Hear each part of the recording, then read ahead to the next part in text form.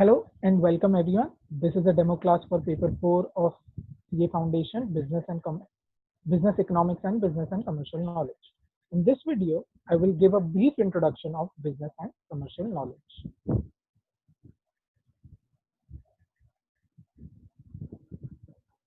So let's start the discussion.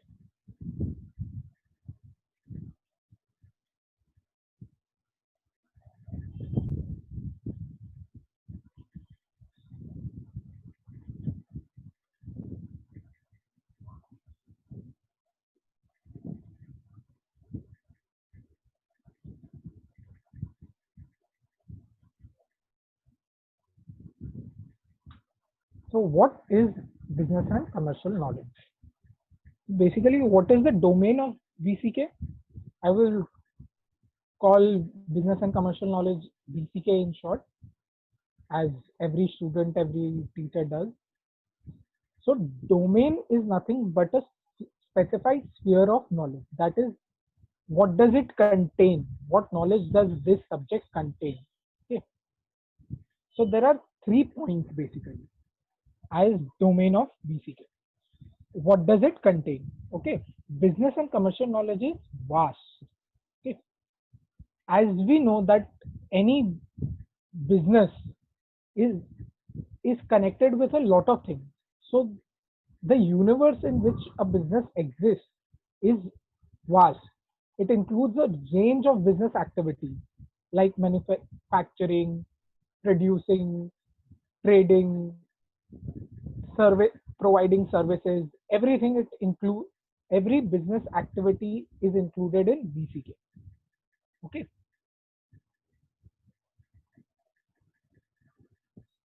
So this makes BCK very vast. For example, in a retail shop, what does an owner do? It it communicates with the customers. It sells its product. It markets its products too. Then he depends on word of mouth. Basically, if he's a good communicator or a good customer dealer, he he will try and uh, advertise himself via his own customers, that how well he manages his customers. So everything is included. So business and commercial knowledge is vast in that way because it contains anything and everything that is related to a business. Okay. Next, we say that BCK is eclectic. What does eclectic mean? Eclectic means that it is deriving itself from various disciplines. For example, business BCK derives itself from marketing, accounting and finance, operations, human behavior, laws, economics, ethics. So basically, if each one of these is included to create BCK. Okay, so we need to have knowledge of everything that I've talked about to have proper knowledge of BCK. So marketing, if I'm studying BCK, I have to have knowledge of marketing. I have to have knowledge of accounting and finance. I have to have knowledge of operations. How does a business work?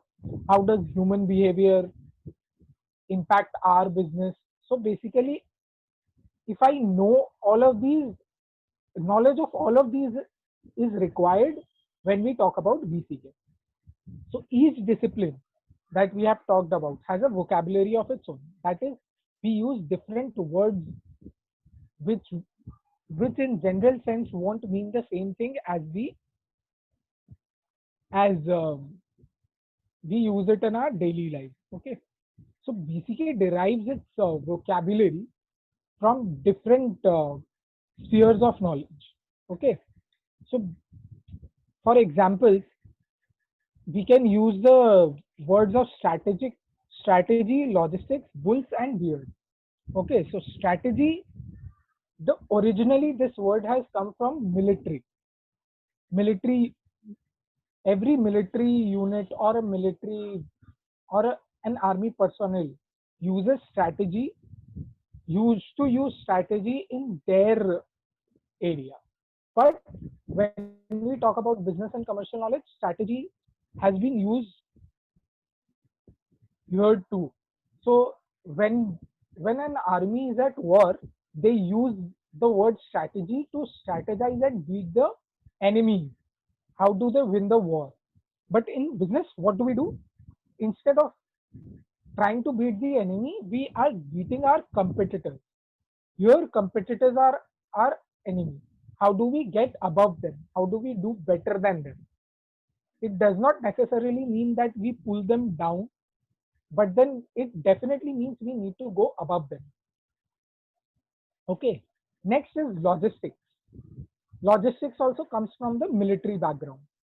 In military, logistics means movement of troops, military supplies, and equipment. In business, it implies how does our goods reach the consumers or the customers. In business, it implies the detailed coordination of complex operations involving many people, facilities, or supply. So basically, how do we receive the raw materials?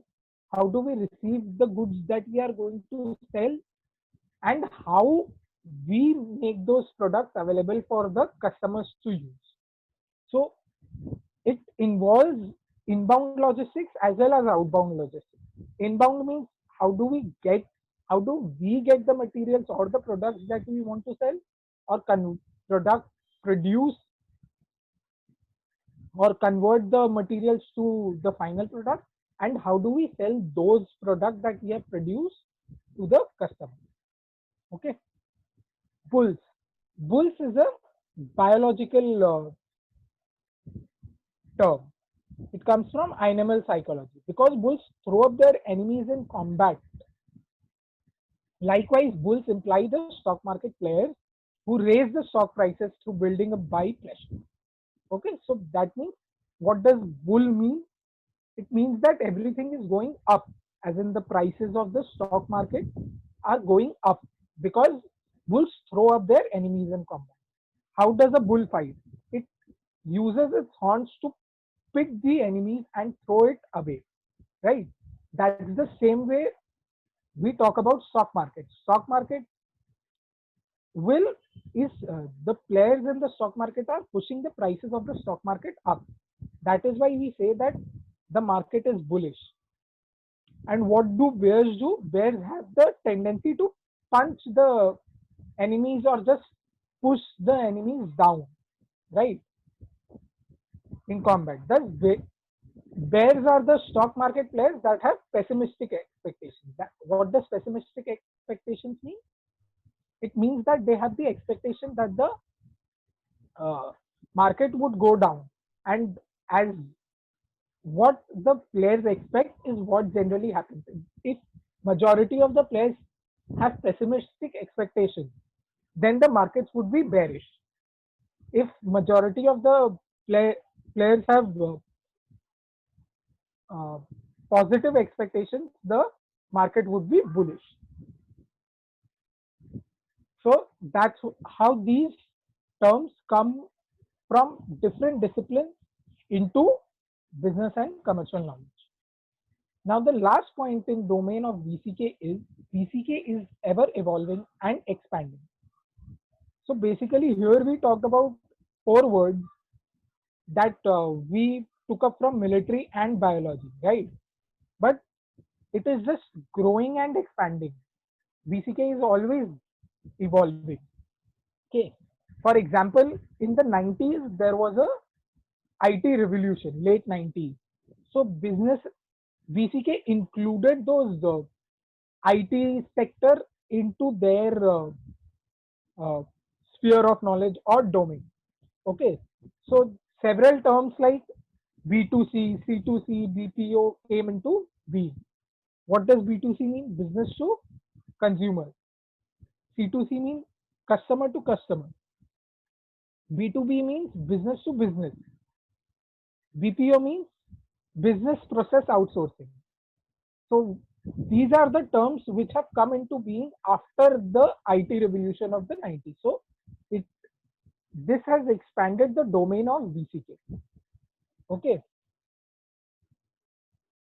So it's just not just expanding, it's also shrinking from some ways, right?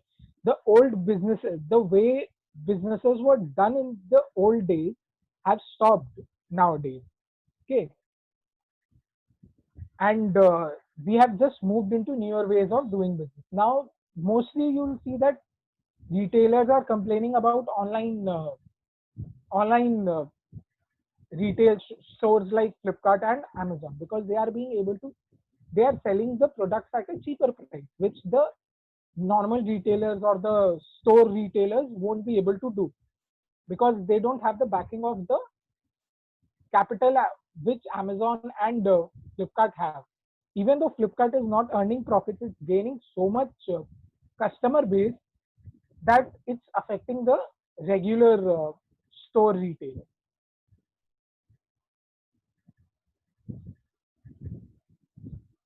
So, in a fast evolving and expanding sphere of knowledge, the rate of knowledge obsolescence is high. That means whatever we are learning right now might be obsolete in the next decade, in the next 5 years or so.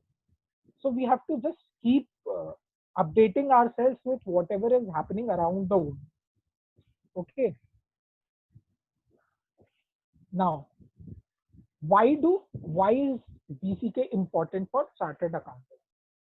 Chartered accountants are the custodians of a nation's resources, and most of chartered accountants work comprises a comprises of business and commercial sector.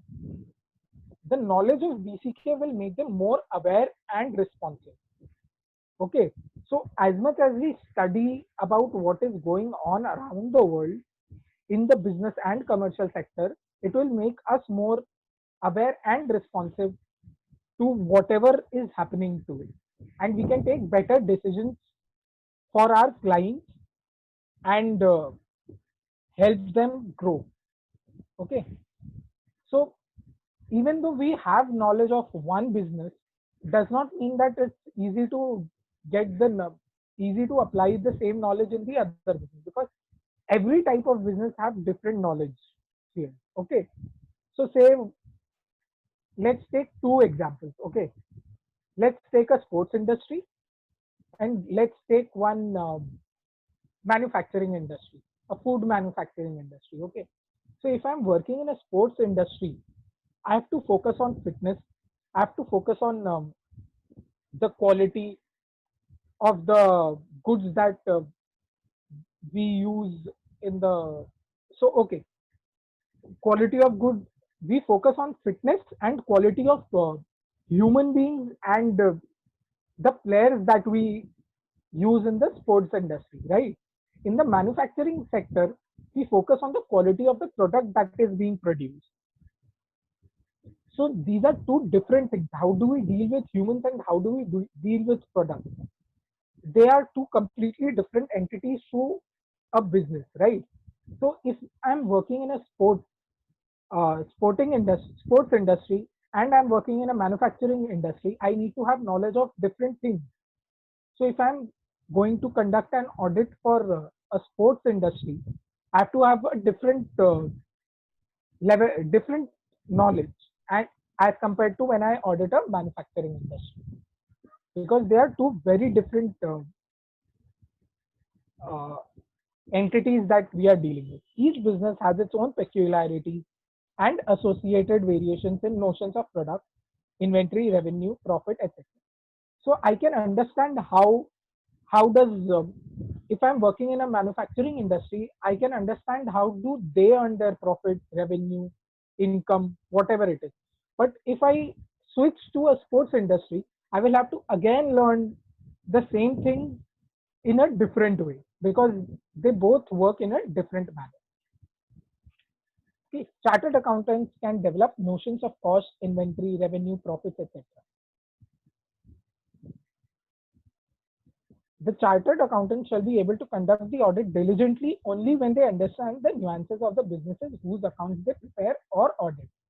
The, the same thing that I said, that if I'm talking about auditing a sports agency or a manufacturing agency, both are very different. I need to have knowledge of both the businesses if I am conducting an audit of goods. If I'm conducting an audit of manufacturing business, I need to have a grip over the processes that go into manufacturing of that product. And if I'm going into sports industry, I need to have that knowledge that how does that agency work. Okay,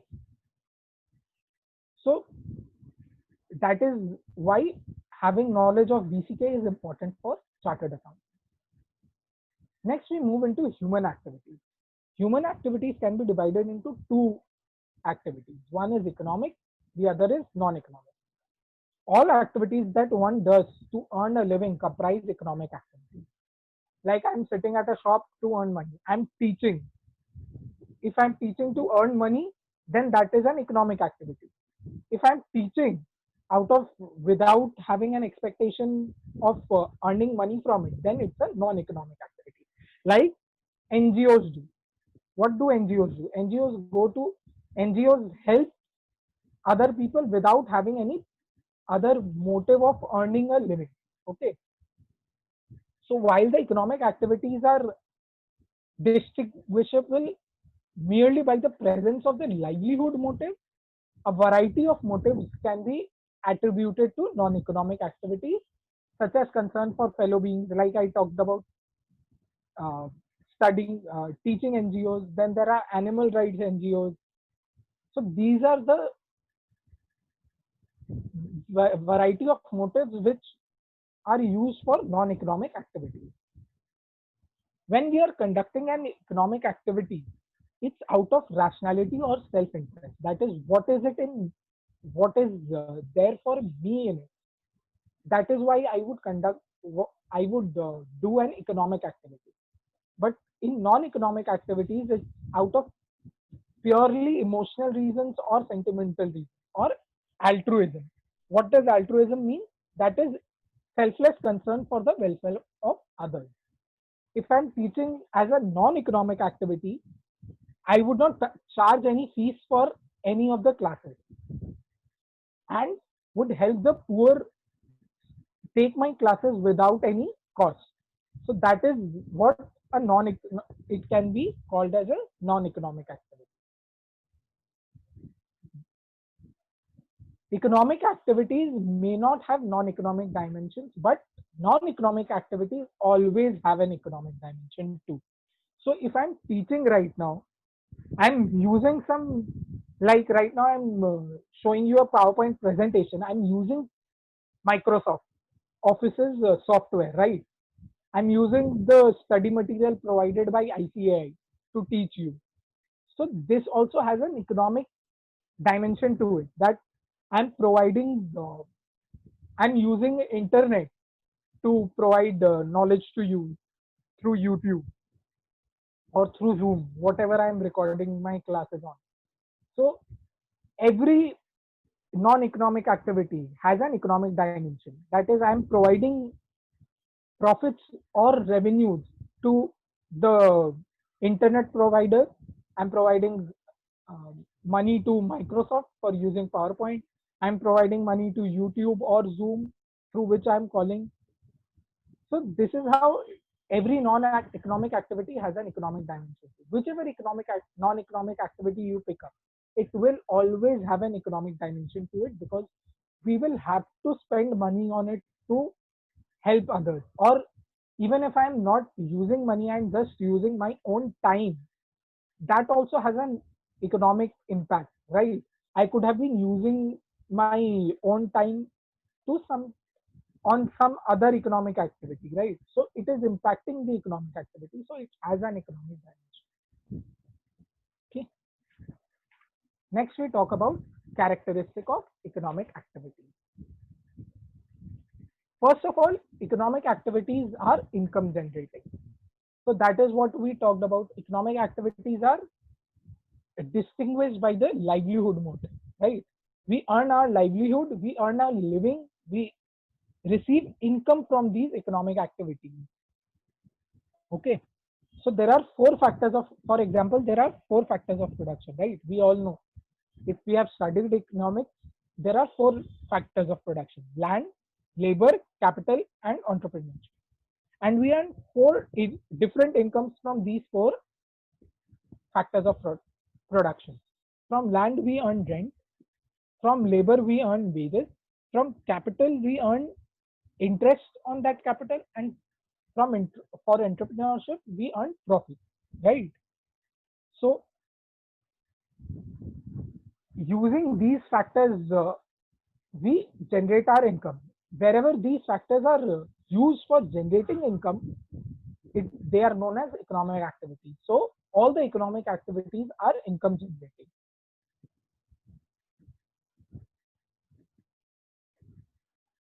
Next, economic activities are productive. Production essentially is the process of creation of need satisfying goods and services. That is, we produce goods.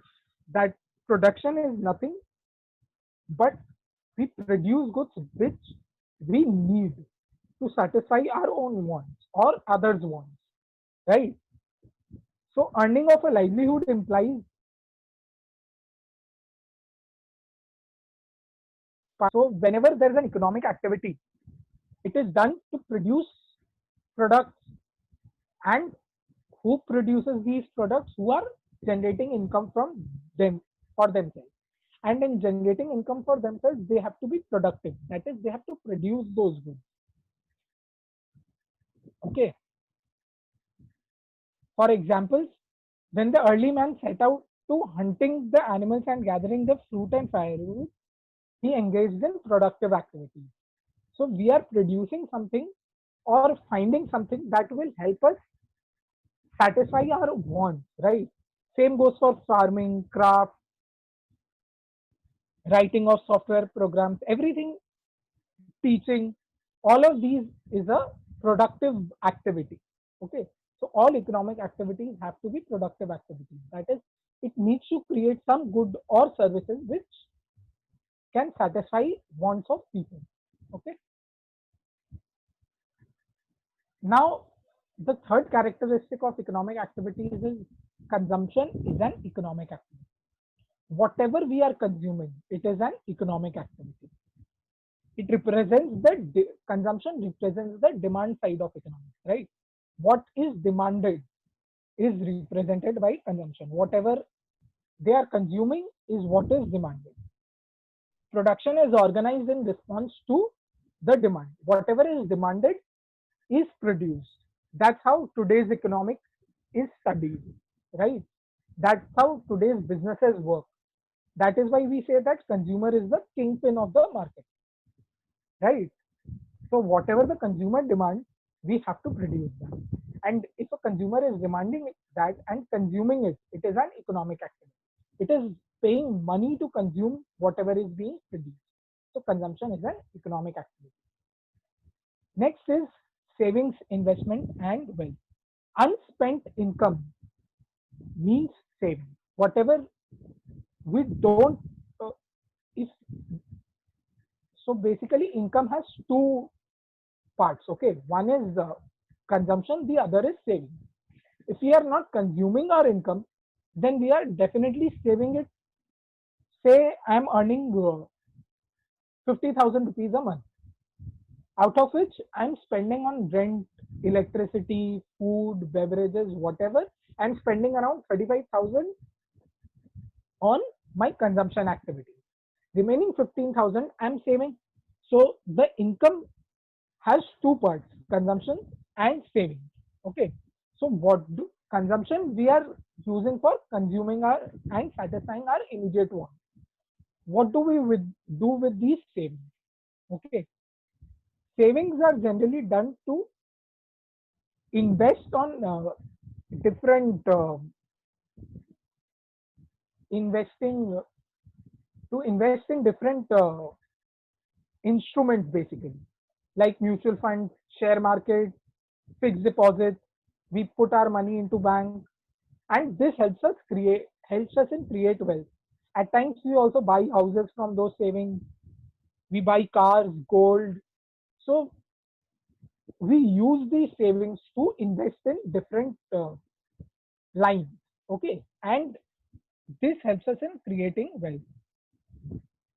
The corporate sector and the government borrow these savings and invest these into creating and operating civil, military, and business infrastructure and other productive pursuits.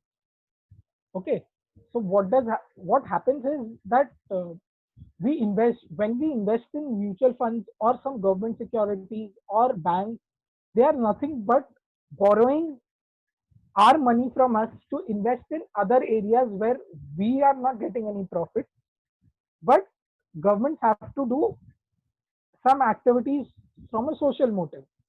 So they borrow money from us and use those to provide other services. Okay. Now we talk about business as an economic activity. We can talk about business as an economic activity from three perspectives, as you can see: broader perspective, medium perspective, and narrow perspective. Okay.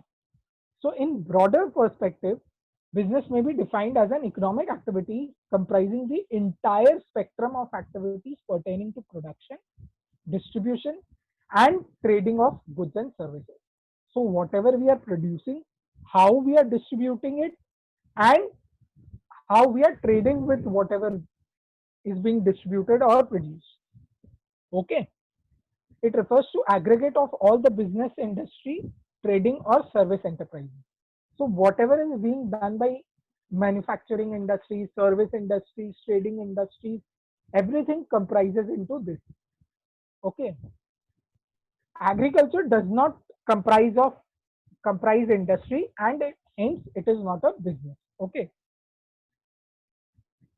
In India, much of the this happens because in India, agriculture is mostly because of subsistence agriculture. It is of subsistence form, right? That we are producing agricultural products for our own consumption. If we are producing agricultural products for commercial consumption, then it will be a business activity. But business as an economic activity. But if we are producing it for subsistence uses, that is for our self use, then it is not an economic activity. And in India, generally, agriculture has taken a subsistence route. So, India generally we talk about agriculture as a non-economic activity. This is a very important example and has come a lot of times in exams. Now we talk about from the medium perspective.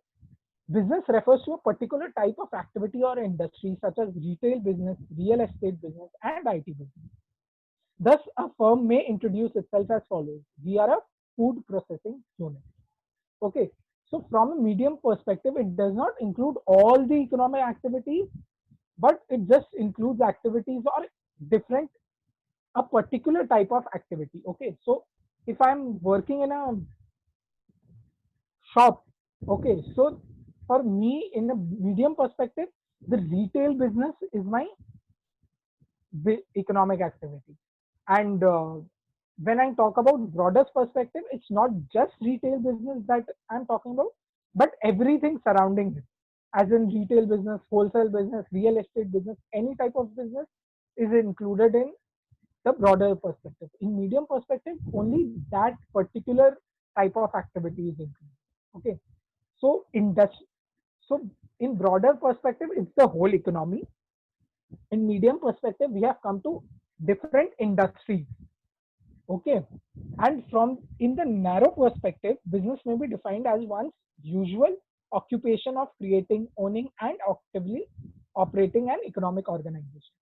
So from industry, so how did we start? From the whole economy level, then we moved to the industry level, and now we have moved to the organization level. So for from a narrow perspective, a retail shop owner's business is just his own shop. From medium perspective, it's the shops surrounding him or all the retail shops that he knows about. And from the broader perspective, it's all the activities that combine. So here's where I end this demo class. Hope to see you all in the real classes soon when the batches start, and we'll continue our discussion there. Thank you.